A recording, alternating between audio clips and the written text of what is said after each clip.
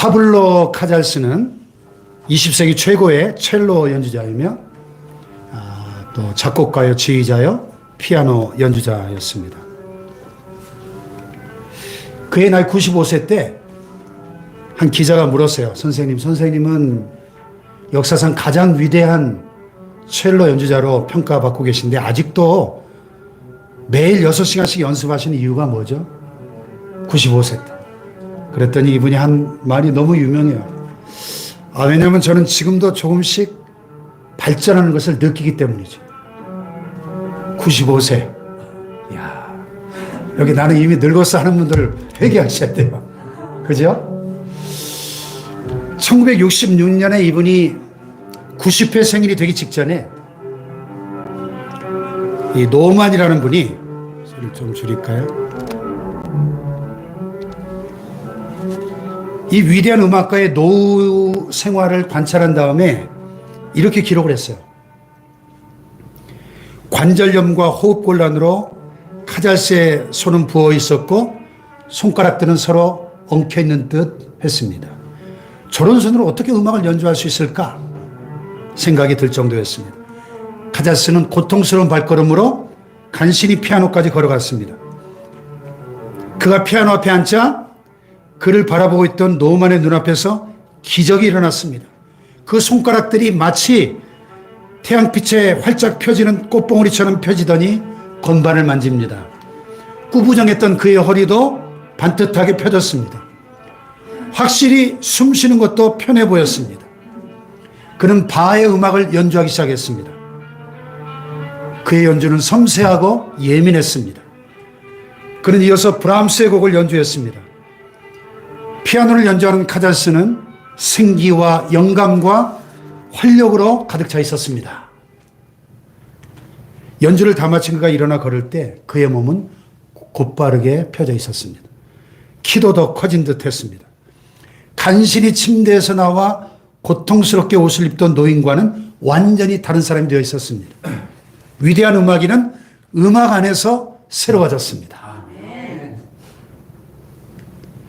그렇다면 우리 크리스천은 어떻게 새로워질까요? 오늘 말씀 안에서, 성령 안에서 새로워져야 할 줄로 믿습니다. 성령님은 우리를 거듭나게 하시는 분이십니다. 예수님의 복음 진리의 말씀을 들을 때 그 말씀을 믿고 예수 그리스도를 나의 구세주와 주님으로 믿고 고백할 수 있도록 역사하시는 분이십니다. 로마서 8장 15절에 보면 너희는 다시 무서워하는 종의 영을 받지 아니하고 양자의 영을 받았으므로 우리가 아빠, 아버지라고 부르짖느니라. 무서워하는 종의 영이 아닌 양자의 영, The Spirit of Sonship, 하나님의 양자, 하나님의 자녀 되게 하시는 성령의 역사로 우리가 하나님의 자녀가 되었다는 것입니다. 할렐루야. 구약 시대 이스라엘 백성들과 하나님의 관계는 왕과 백성의 관계였지 부모와 자식의 관계는 아니었습니다. 부모와 자식의 관계가 가끔씩 나오긴 하지만 거의 대부분 왕과 백성의 관계였어요. 그런데 신약 시대에 와서 예수님께서 처음 주기도문을 통해서 너희는 이렇게 기도하라. 하늘에 계신 우리 아버지여, 하나님을 아버지로 부를 것을 가르치셨죠. 성령이 우리를 하나님의 자녀되게 하시는, 우리 안에서 친히 우리 영과 더불어 우리가 하나님의 자녀인 것을 증언하신다 그랬습니다. 아멘. 성령님이 우리 안에 계셔서 우리가 하나님의 자녀된 것을 증언해 주실 뿐만 아니라 성령으로 인치셔서 하나님의 자녀된 것을 보증해 주신다는 것입니다. 할렐루야. 이렇게 양자로 보증해 주는 것으로 끝나는 것이 아니라 최종적으로 우리의 구원이 완성될 때까지 도와주시는 거예요. 아멘. 그래서 로마서 8장 14절에도 무릇 하나님의 영으로 인도함을 받는 사람은 곧 하나님의 아들이라 그랬어요. 할렐루야. 자, 그런데 우리가 이렇게 하나님의 자녀가 되었지만 여전히 연약한 육신을 입고 있기 때문에 성령께서 우리 가운데 계시면서 우리를 어떤 진리 가운데로 인도해 주시고 도와주시는 겁니다. 이 양자의 그 신분으로 하나님의 자녀로서의 그 구원이 완성될 때까지 우리의 구원을 보증해 주시는 그 일을 성령님이 하시는 거예요. 우리 안에서. 할렐루야. 그런 의미에서 성령은 보혜사이세요. 보혜사. 보혜사가 뭐죠? 헬라 원에 보면 파라클레이토스라고 하는 이 말은 직역을 하면 곁에서 돕는 분 이런 뜻입니다.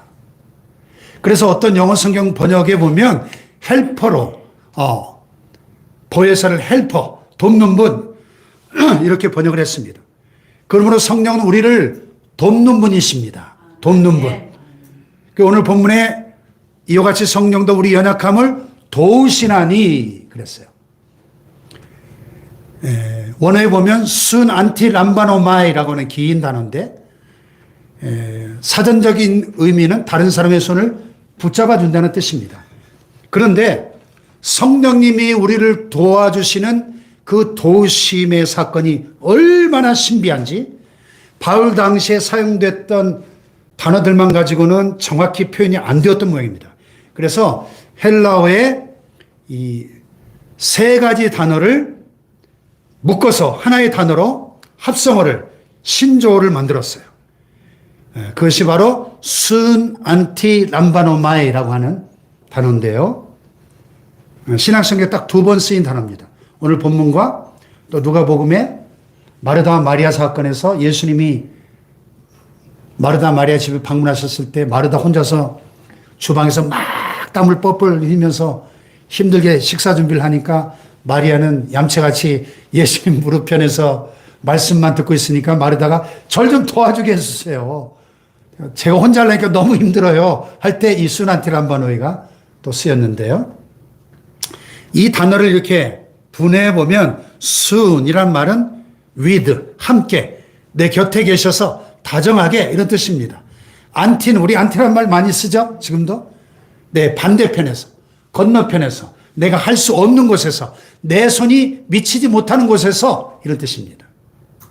또 람바노마이라는 동사는 번쩍 들어서 옮겨준다 이런 뜻입니다.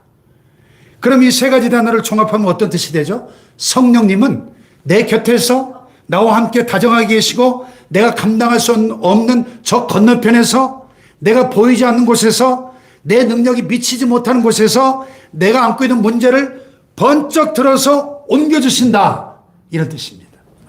아멘. 좀 더 실감나게 설명을 하자면 이런 장면을 한번 상상해 보세요. 우리가 인생길을 살아가는 어느 날 거대한 바위가 우리 앞을 떡하니 가로막고 있습니다. 이걸 치우지 않고는 우리가 한 걸음도 꼼짝달싹할 수 없습니다. 내 인생의 중요한 문제에 부딪혀서 그 앞에서 안타까워합니다. 내 힘으로 어찌할 수 없어 쩔쩔매고 있습니다. 내 힘이 도무지 미치지를 못합니다. 내 능력의 한계 저 너머에 있는 문제예요. 그렇게 내가 당황하고 있을 때 어떤 힘 있는 분께서 그 문제 저 건너편에서 거대한 바위 저쪽 끝에서 그 문제를 번쩍 들어서 옮겨주시는 거예요. 할렐루야. 이제 갈 길이 보이는 겁니다. 갈 길이. 인생의 문제가 해결되기 시작하는 것입니다. 할렐루야. 바로 이렇게 성령님은 우리를 도와주신다 하는 말씀이 순 안티 람바노마예요. 한번 같이 해볼까요? 순 안티 람바노마이. 힘드실 때 이 단어를 한번 주문처럼 외워보세요. 순 안티 람바노마이. 성령님이 나를 도와주신다. 인생의 짐이 너무 무거워서 쩔쩔매고 나온 분 계십니까? 성령님께서 번쩍 들어 옮겨주실 것입니다. 영적으로 실패한 자리에서 안타까워하며 당황하고 계신 분이 계십니까? 날마다 반복적으로 똑같은 죄를 습관적으로 범함으로써 실패의 언덕을 넘어서지 못하고 괴로워하는 분들이 계십니까? 순 안티 람바노마이. 성령님이 여러분을 도와주실 것입니다. 아멘. 할렐루야. 아멘. 이와 같이 성령도 우리의 연약함을 도우시나니. 여기 도우신다는 단어의 시제가 또 현재형이에요. 현재형. 도우시나니 도왔다가 아닙니다. 과거형이 아니고 우리 인생에서 살아가는 어느 날 어떤 문제에 부딪힐 때 도와주실 것이다가 아닙니다. 미래형이 아닙니다. 미래 약속이 아니고 도우시나니 현재형이에요. 현재형. 물론 성령님은 과거에도 여러분을 도와주셨습니다. 미래에도 도와주실 것입니다. 그러나 더 중요한 것은 바로 지금 이 순간 이 자리에서 성령님은 여러분을 도와주십니다. 언제나 어느 곳에서나 도와주신다는 뜻입니다. 할렐루야. 매 순간순간 가장 적절한 방법으로 도와주시는 것입니다. 가정에서 여러분이 괴로워하며 기도할 때 그 자리에서 여러분을 도와주십니다. 직장에서 여러분이 괴로워하며 안타까워할 때 여러분을 도와주시는 겁니다. 할렐루야. 인생을 살아가다 커다란 문제에 부딪혔을 때 성령님 바로 그 자리에 임재하셔서 여러분을 도와주실 줄로 믿습니다. 할렐루야. 이 시간에 부족한 종이 이렇게 설교하고 있습니다. 저 혼자 설교하는 것 같지만 성령님께서 지금 부족한 종을 도와주고 계셔요. 이 종을 사용하시는 성령님을 만나시기를 바랍니다. 저를 통해 선포되는 이 말씀을 들으실 때에 하나님의 음성을 들으시기 바랍니다. 성령의 음성을 들으시길 바랍니다. 여러분이 찬양할 때 그 찬양이 여러분의 찬양이 되도록, 고백적인 찬양이 되도록 그 찬양 가운데 성령님은 여러분을 도와주고 계십니다. 또 이 시간에 말씀을 들을 때 그 말씀이 치료하는 광선처럼 여러분의 병든 영혼과 육신의 그 아픔을 치료하게 될 줄로 믿습니다. 그렇게 도우십니다. 우리의 이 연약한 믿음을 강력한 믿음으로 바꾸어 주십니다. 할렐루야. 그렇게 성령님은 지금 이 시간 이 자리에 우리와 함께하고 계심을 믿으시기 바랍니다. 자, 그러면 좀 더 구체적으로 성령님은 어떻게 우리를 도우실까? 어떻게? 두 가지만 함께 나누고 기도 제목으로 삼으려고 합니다. 첫째로 우리의 연약함을 도와주십니다. 다 같이 우리의 연약함을 도와주신다. 자, 오늘 여기 26절에 보면 이와 같이 성령도 우리 연약함을 도우시나니 그랬죠. 인간 본질에 대한 가장 정확한 평가를 한마디로 내린다면 약하다라는 것일 겁니다. 약하다. 그래서 인간을 갈대에 비유합니다. 갈대 얼마나 약해요. 그냥 툭 꺾으면 부러져 버리는 갈대. 자기가 약하지 않다고 말하는 사람은 아무도 없을 겁니다. 겉으로 센 척해도 강한 듯이 호기를 부린 사람도 속으로는 자기가 약하다는 것을 다 인정하고 있습니다. 네덜란드 유명한 화가 빈센트 반 고흐가 젊었을 때 광산에 들어가서 전도사 일을 한 적이 있었답니다. 어느 날 광부한 사람이 물건을 포장했던 천으로 셔츠를 만들어 입고 오는 걸 보게 됐는데 광부가 만들어서 입은 그 옷 뒤에는 부서지기 쉬운 물건이므로 주의해서 다룰 것 이렇게 쓰여져 있었습니다. 우리 한국 사람들이 흔히 하는 표현대로 취급주의 이렇게 쓰여져 있는 옷을 입고 다닌 거예요. 그것이 그대로 붙어 있었어요. 그런데 그 글귀를 보면서 고흐가 큰 깨달음을 얻었다는 거예요. 아, 그렇구나. 부서지기 쉬운 것이 바로 인간이구나 하는 깨달음을 얻었다는 겁니다. 나의 사전에는 불가능이라는 단어는 없다. 큰 소리 외쳤던 한때 유럽을 정복했던 세계의 영웅 나폴레옹도 집에 들어가서는 부인 조세핀의 무릎을 붙잡고 엉엉 울 정도로 약한 사람이었다고 합니다. 또 나비처럼 날아서 벌처럼 쏜다 떠버리면서 한때 주먹으로 세계를 정복했던 복싱왕 누구죠? 무하마드 알리. 실제로는 매우 약한 사람이었습니다. 그 말년에 파킨슨氏병에 걸려가지고 겨우 몸을 움직이는 신세가 됐죠. 1996년 미국 아틀란타 올림픽 최종 성화 점화자로 깜짝 등장해서 TV에 비춰진 그의 모습이 전 세계인들에게 큰 충격을 줬습니다. 손발이 떨려가지고 제대로 서 있거나 뭘 붙잡지를 못했습니다. 알리가 누굽니까? 한창 뜰 때는 내가 가장 세다. 내가 세상에서 가장 강한 자다. 이렇게 큰 소리 쳤던 그가 올림픽 성화 점화 행사 끝난 다음에 기자회견장에서 이런 의미 있는 말을 했어요. 사람보다 하나님이 더 강하시다는 것을 입증하기 위해 제가 이런 병에 걸렸습니다. 이렇게 말했다고 합니다. 사람은 건강할 때 보면 자기가 무엇이든지 다 할 수 있을 것 같은 착각에 빠집니다. 그러나 발가락 하나만 아파도 꼼짝하기 어렵고 감기만 좀 심하게 걸려도 모든 스케줄을 취소해야 될 정도로 연약한 존재예요. 오늘 어떤 분도 지금 감기 걸려서 이 자리에 못 나오셨는데 인간이 얼마나 약합니까? 제가 교회에서 전도사님, 목사님 이렇게 불려지면서 목회 생활을 시작한 지도 벌써 만으로 35년이 됐네요. 돌아보니까. 부교육자 14년, 담임 목사 21년.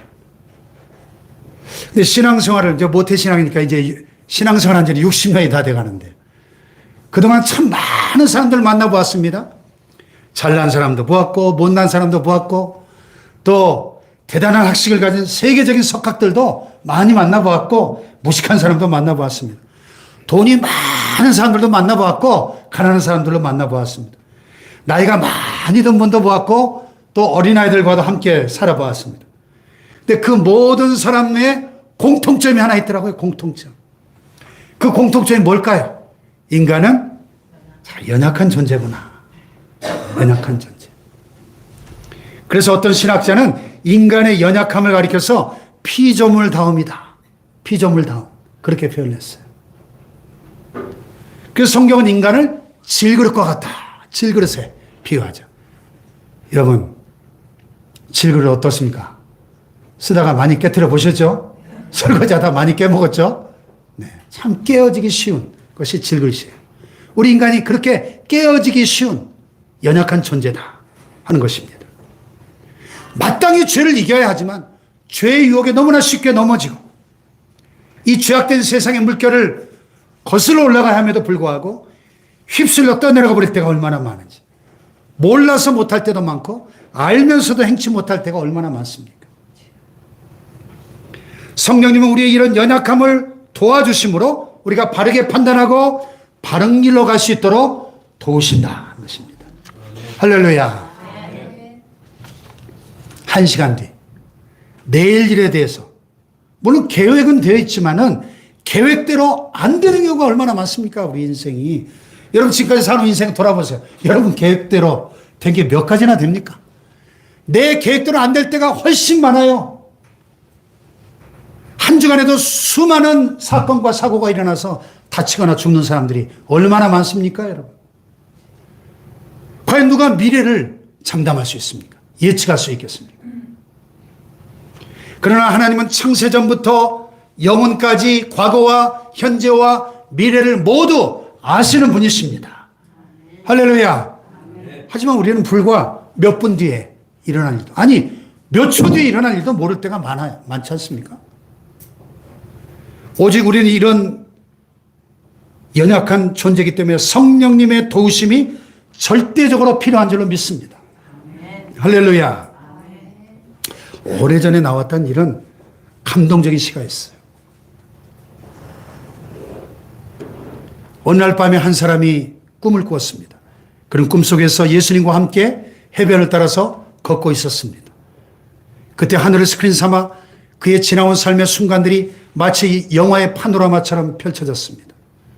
모래 위에는 두 사람의 발자국이 있었습니다.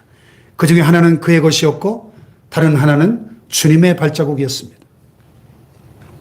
그런 모래 위에 길게 펼쳐진 발자국을 보다가 어느 순간부터 오직 한 사람의 발자국만 있는 것을 보았습니다. 그는 그때가 그의 삶에서 가장 절망적이고 가장 슬펐던 순간이었음을 알았습니다. 그는 항의하듯이 주님께 물어보았습니다. 주님, 제가 주님을 따르면 항상 저와 함께 하시겠다고 말씀하시지 않으셨습니까? 주님은 저와 동행하셨습니다. 그러나 제 삶의 가장 어려웠던 순간에는 한 사람의 발자국밖에 없는데 이것이 어찌된 일입니까? 제가 주님을 가장 필요로 할 때 왜 주님께서는 저를 떠나셨는지 이해할 수 없습니다. 주님께서는 이렇게 대답하셨습니다. 나의 소중한, 정말 소중한 아이야. 나는 결코 너를 떠난 적이 없었단다. 네가 고통과 환난을 당하는 시간에 머리 위에서 한 사람의 발자국만 있는 것은 내가 너를 업고 갔기 때문이란다. 아멘. 그렇습니다. 하나님은 우리의 이런 연약성을 나무라시지 않습니다. 하나님은 이 인간의 연약성을 통하여 오히려 더 역사하십니다. 오늘 본문은 인간의 연약성을 대단히 긍정적으로 보고 있습니다. 여러분이 연약하다는 사실 때문에 나는 실패자가 될 것이다, 이렇게 생각하지 마십시오. 여러분이 연약하기 때문에 나는 신앙생활에 실패자가 될 것이다, 이렇게 생각하면 안 됩니다. 낙담하면 안 됩니다. 여러분이 연약하기 때문에 나는 성공적인 삶을 살 수 없다, 이렇게 생각하지 마십시오. 하나님은 우리가 연약하다는 사실 때문에 오히려 우리를 도와주시기를 원하시는 것입니다. 연약성을 통하여 우리가 하나님을 만날 수가 있는 것입니다. 연약함 때문에 오히려 하나님 앞에 감사할 수가 있는 것입니다. 연약함 때문에 더욱 하나님을 의지하는 사람이 될 수가 있는 것입니다. 할렐루야. 그래서 바울은 육체의 가시 때문에 연약함 가운데 고통당하며 부르짖어 기도하다가 내 은혜가 내게 족하도다, 이런 내 능력이 약한 데서 온전해짐이라는 주님의 음성을 듣고 그의 약함을 자랑한다 그랬습니다. 이는 내가 약한 그때 곧 강함이라 그랬습니다. 할렐루야. 내가 약할 때 그리스도의 능력이 내 안에서 온전하게 드러난다 그랬습니다. 내가 약할수록 그리스도의 능력이 내 안에서 더 강하게 드러나게 될 줄로 믿습니다, 여러분. 할렐루야. 이와 같이 연약한 우리를 하나님이 어떻게 다루시나요? 연약한 우리를 슈퍼맨처럼, 헤라클레스 같은 영웅처럼 그렇게 바꿔주시지 않습니다. 연약한 우리를 전부 천사로 만들어 쓰시는 것이 아니라 오히려 연약한 모습을 그대로 놔두신 채로 도우시는 성령님 파라클레이토스, 보혜사를 보내주셔서 우리를 도와주심으로 쓰시겠다고 말씀하십니다. 할렐루야. 두 번째로 성령님은 어떻게 우리를 도우십니까?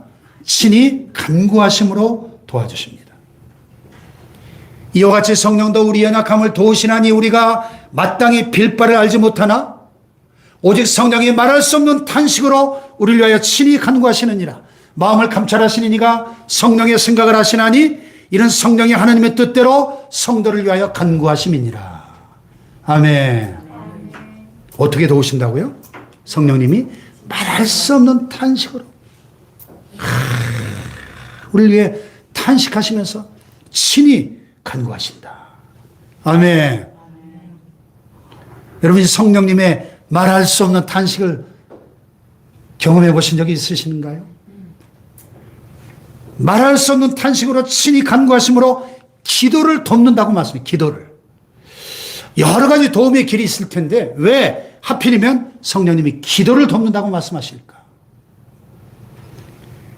기도는 만사를 해결하는 능력이기 때문입니다. 기도 안에 모든 것이 다 들어있기 때문입니다. 할렐루야. 근데 여러분, 우리가 조그만 어려운 일이 생겨보세요. 당장 기도할 생각을 갖지 못합니다. 조금만 낙심되는 일, 근심 걱정되는 문제에 딱 부딪혀 보세요. 기도할 생각을 갖지 못합니다. 영적 실패의 가장 뚜렷한 징후가 뭔지 아세요? 기도를 포기하는 것입니다. 그러나 내가 아무리 심각한 문제에 부딪혔을지라도, 눈앞이 캄캄해진다 할지라도 기도할 마음이 생겼다. 기도해야지. 지금 기도의 열망을 갖고 있다면 성령의 역사를 힘입고 있는 거예요. 성령이 지금 나를 도와주고 계신 것입니다. 아멘. 할렐루야. 아멘. 오직 성령이 말할 수 없는 탄식으로 우리를 위하여 친히 간구하시느니라. 성령께서 연약한 우리를 위하여 일하고 계심을 강조하는 말씀입니다. 할렐루야. 아멘. 성령님께서 우리들 편에 서서 우리가 미처 의식하지 못하고 미처 깨닫지 못하는 사실들을 미리 아시고 우리를 위하여 성부 하나님께 직접 친히 간구하시는 거예요. 우리를 대신해서. 할렐루야. 월남 전쟁이 한창 치열할 때 이 한국교회 청년들도 월남전에 많이 참전하고 있었습니다. 어느 날 아들을 월남에 보낸 한 여성도님 담임 목사님을 찾아와서 상담을 했어요. 목사님, 제 아들이 혹시 다치지 않을까 저녁마다 걱정이 돼서 잠을 못 이루는데 어떻게 기도해야 될지 모르겠습니다. 그때 목사님이 이렇게 대답을 했어요. 성령님은 우리의 빌바를 다 아십니다. 그러므로 성령님께 맡기십시오. 성령님께서 대신 기도해 주시기를 기도하십시오. 그래서 그 후부터 이 여성도님은 아들을 위해 기도할 때마다 성령님께서 대신 기도해 달라고 간절히 기도했어요. 하루는 그 아들이 베트공들과 치열한 전투를 하다가 전방에서 날아오는 포탄을 피해서 3m 앞으로 뛰어가려고 하는데 누군가 무서운 힘으로 어깨를 콱 누르면서 그 자리에 엎드려라 하고 명령하는 것입니다. 이 아들이 자기도 모르는 사이에 잽싸게 그 자리에 엎드렸는데 바로 그 순간 꽝 하는 소리와 함께 분명히 자기가 뛰어나가려고 했던 바로 그 지점에 포탄이 팍 떨어져 터지는 거예요. 이 청년이 깜짝 놀라서 주위를 살펴보았지만은 자기 어깨를 짓누르면서 엎드리라고 소리치던 사람이 아무도 없는 거예요. 훗날 무사히 귀국한 청년이 이렇게 간증을 했습니다. 만일 제가 3m 전방으로 뛰어나가 엎드렸다면 콩가루가 되었을 것입니다. 그러나 어머님의 기도로 성령님이 저를 못 가게 막으셔서 목숨을 구하고 돌아왔습니다. 아멘. 할렐루야. 아멘. 그렇습니다. 인생의 어려운 문제가 눈앞에 닥쳐왔을 때 어떻게 기도해야 할지 모르겠거든 성령님께 기도를 부탁드리시길 바랍니다. 아멘. 성령님께서 말할 수 없는 탄식으로 친히 우리를 위하여 하나님의 뜻을 따라서 기도해 주실 줄로 믿습니다. 아멘. 기도가 안 될 때가 있어요. 삶이 너무 힘들고 지칠 때는 기도가 안 되죠. 예. 그럴 때 최고의 기도가 뭔지 아세요? 뭔지 아세요, 여러분? 아주 간단합니다. 그냥 아버지 하면 돼요. 뭐 여러 번 할 필요 없어요. 그냥 하나 앞에 나와서 아버지만 부르세요. 그 아버지 한마디 속에 다 들어있거든요. 하나님이 우리의 마음 다 아시거든요. 우리 사정을 다 아시거든요. 그러니까 아버지 하고 기도하면 돼요. 두레의 마을 김진홍 목사님 그때 설교하시는데 한 번에 새벽 기도 때 한 집사님 한 분이 다른 분 다 개인 기도 끝나고 다 가셨는데 안 가고 혼자 차 뒤에서 계속 기도도 안 하고 그냥 가만히 있더래요. 그래서 아니 저분이 기도도 안 하고 왜 이렇게 늦게까지 저렇게 오래 기도하신 분이 아닌데 그날따라 아니 저분이 나가야 목사님이 갈 텐데 안 가고 저 뒤에서 기도도 안 하고 가만히 있더라는 거예요. 한 1시간 가까이.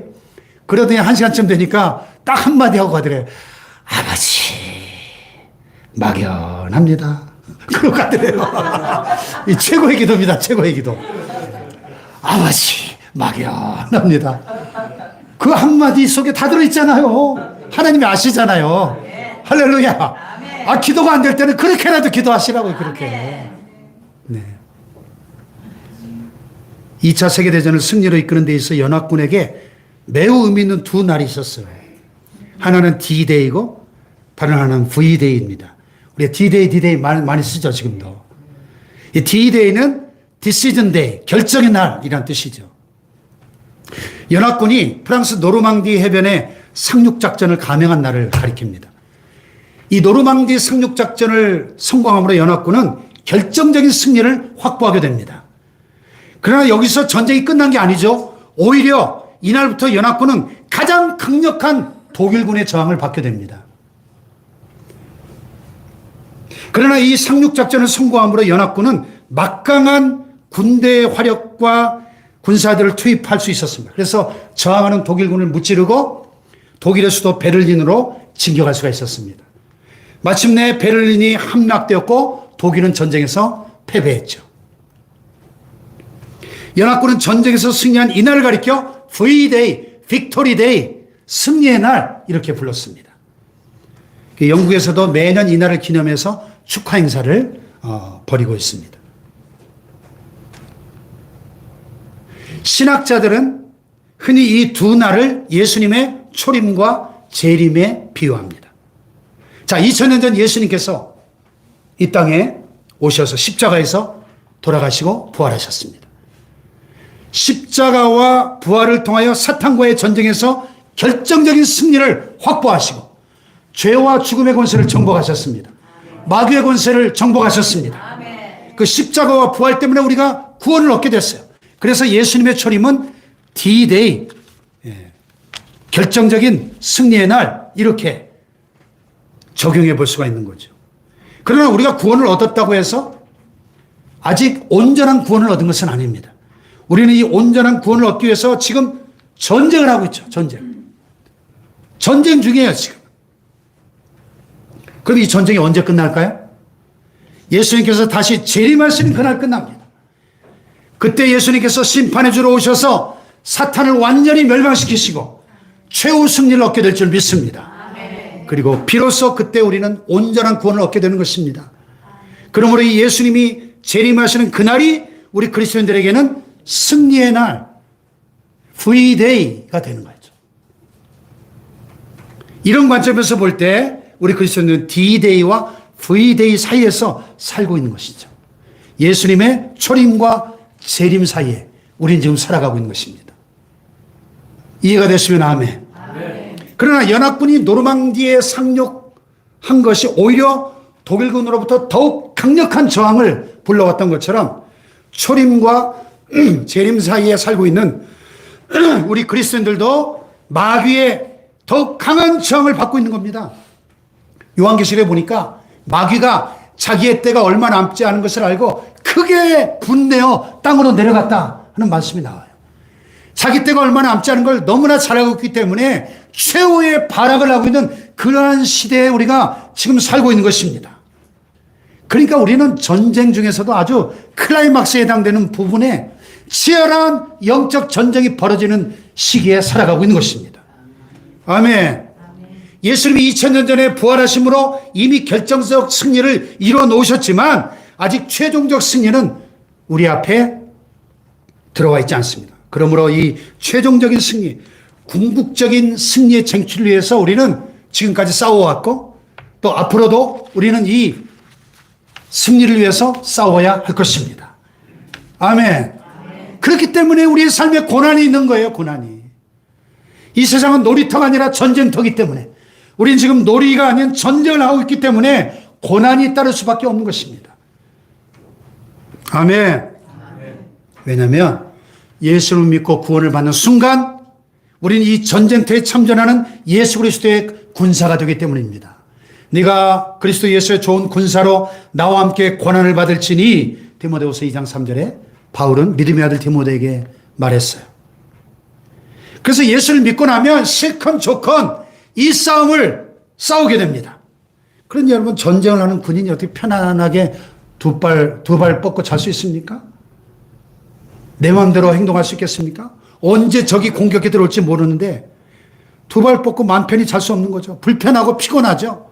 어려움과 괴로움이 있습니다. 삶에 지장이 있습니다.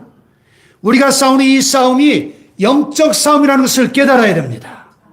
사탄과 그의 부하인 약한 영들, 마귀들과의 싸움이에요. 우리가 깨닫든 못 깨닫든 우리는 이 싸움을 지금 하고 있습니다. 이 싸움의 내용은 우리의 믿음을 지키기 위한 선한 싸움이에요. 선한 싸움. 어둠 속에 갇혀있는 영혼들을 주께로 돌이키기 위한 싸움인 것입니다. 그러므로 이 싸움을 하지 않으면 고난 또한 없겠지만 말씀대로 살려고 하면 반드시 고난이 따르게 되어 있는 것입니다. 아멘. 우리 연약함을 잘 알고 계시는 이 성령님께서 그래서 우리 연약함을 돕고 계신 거예요. 할렐루야. 순 안티 람바노마에 성령님께서 내 인생의 그 어려운 문제 건너편에서 거대한 바위 저쪽 끝에서 그 문제를 번쩍 들어서 옮겨주시는 것입니다. 할렐루야. 그러므로 이 성령님을 인정하고 환영하고 사모하시길 바랍니다. 그 성령님의 도우심을 거절하지 말고 순종하시기 바랍니다. 그 성령을 소멸하지 마시기 바랍니다. 성령님을 근심하게 하거나 슬프게 하지 말고 성령님을 따라 행하는 우리 모두가 되시기를 축복합니다. 그 성령님이 우리 연약함을 도우시고 말할 수 없는 탄식으로 친히 간구하심으로 도우시고 영적 싸움에 이기도록 도우시는 성령님의 도우심을 힘입어 승리하시기를 주님의 이름으로 축복합니다. 일어나십시다.